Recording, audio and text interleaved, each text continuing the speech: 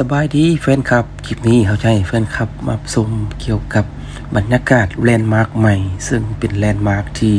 น่าสนใจสถานที่หนึ่งให้กับสาวหนุ่มและก็สาวแข่งขมวนที่นิยมมาสถานที่ดังกล่าว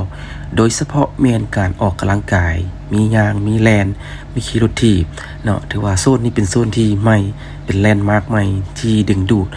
สาวแข่งขมวนและนักท่องเที่ยวที่มาเที่ยวแข่งขมวนตัวนี้แม่นเส้นทางใหม่ที่ติดแคมป์ของเนาะฝั่งนั้นจะแนมเห็นวิวงามของธรรมชาติยามตะวันตกดินแม่นเขต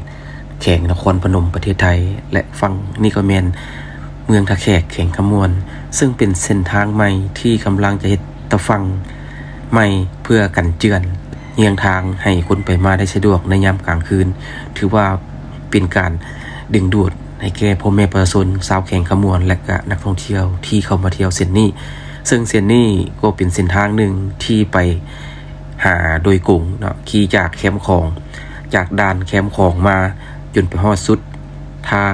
ไปพระธาตุเมืองเก่าหรือพระธาตุสีโคตรเมืองทะแขกแข่งขมวนก็เป็นเส้นทางหนึ่งที่มีความสะดวกหลายและเป็นเส้นทางที่จะให้ความสะดวกและเส้นทางให้แก่นักท่องเที่ยวหรือว่าคนภายในแข่งขมวนจะได้ออกกำลังกายและยามบุญก็สิเป็นสร้างความสะดวกอันหนึ่งให้แก่กันไปมาเพราะว่าทุกๆปีก็จะมีบุญพระธาตุสีโคตรซึ่งในงานบุญแต่ละครั้งนั้นก็บ่สะดวกให้กับนักท่องเที่ยวหรือว่าพ่อแม่ประชาชน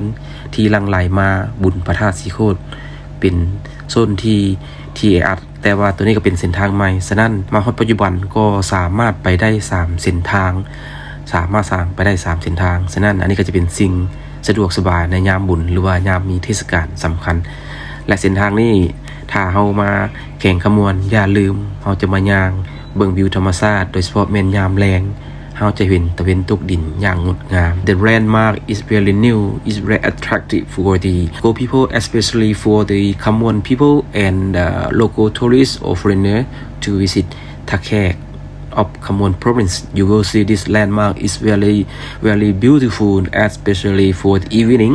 many people come up for the exercise cycling walking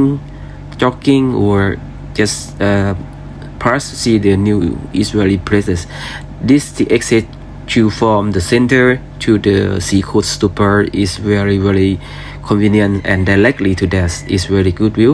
so when you come to Thakhek of the Khammon province don't forget to visit this one and you enjoy in the evening time especially for sunset time is really good place that ถือว่าโซนนี้เป็นโซนของสาวหนุ่มเยาวชนและก็พ่อแม่ประชาชนจะย่างออกกำลังกายไปมา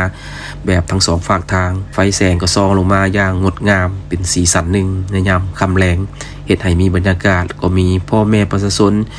ส่วนหนึ่งก็ได้มาอำนวยความสะดวกมีห้านกินดื่มมีห้านขนมมีห้านขายเครื่องของให้แก่กับคนไปมาเวลาเมื่อยก็นั่งพักพรหรือว่านั่งดื่มเพื่อชมวิวยามตะวันตกดินถือว่าอันนี้ก็เป็นสภาพหนึ่งที่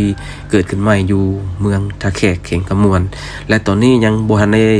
สร้างตะฟังกันเจือนเทื่อเนาะหลังจากเพิ่นสร้างเรียบร้อยแล้วสิงามหลายกว่านี้เพราะว่าเพิ่นมีโครงการที่กำลังจะก่อสร้างตะฟังกันเจือนอยู่ในปัจจุบันเนาะซั่นว่าอดใจรอแต่ว่าปัจจุบันนี้แม่นภาพที่เห็นอยู่นี่แม่นกำลังพัฒนาและกำลังนำใช้อยู่มือใดเพิ่นลงมือก่อสร้างก็สิมีความงดงามหลายกว่านี้ก็สิมีบล็อกทางไว้ให้แก่คนย่างคนขี่รถถีบแล้วก็สิมีบอนจุดออกกำลังกายหรือว่าจุดพักผ่อนของผู้ไปมาตามท้องถนนตัวนี้ถือว่านี่ก็เป็นสิ่งหนึ่งที่เป็นแลนด์มาร์คนึงที่จะเฮ็ดให้คนกลับไปไกลมาได้มาผ่านเส้นนี้แล้วก็เบิ่งสภาพความงดงาม2ฝากฝั่งโดยเฉพาะแม่นนครพนมประเทศไทยแล้วก็แข่งขมวนทางพุ่นแนมมาก็สิเห็นความแปลกใหม่ความพัฒนาขึ้นมาใหม่อยู่ในโซนนี้so it's very important that so Lao and Thai people especially for the Nakhon Phanom province of Thailand and Thakhek of the Khammon province will see the view different views and all the thing is very nice all of that but you will see is new landmark it will attract for the local people and the foreigner people come up for Thakhek